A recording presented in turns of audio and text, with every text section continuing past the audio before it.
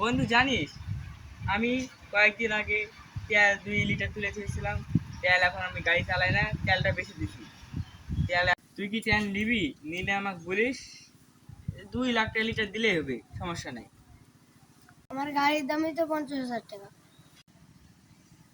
আমি বললাম তুই বন্ধু হইস, আর তুই যদি নিবি না লিস না। আমি এখন 3 লাখ টাকা বেচবো, তুই 2 লাখ টাকা চাইছিলাম, একটু কম সম করেছিলাম। এখন যে বাজারে ভিড়, তেল তো আরো 2 বছর বাংলাদেশে আসবে না। আমি তেল আনি, তুই দেখ নিবি কিনা, আমার বাড়ি থেকে নিয়ে এসি থাক। বন্ধু বন্ধু আমি তেল আনছি। ইয়ে, আর 2 লাখ টাকা সম্পদ চলে গেল।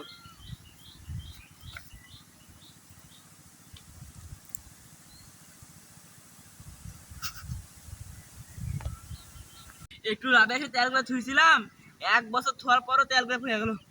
220 টাকা করে কিনে ভাবছিলাম 3 লাখ করে বেচবো 1 লিটার। হ্যাঁ, আমার সব শেষ, আমার সব শেষ।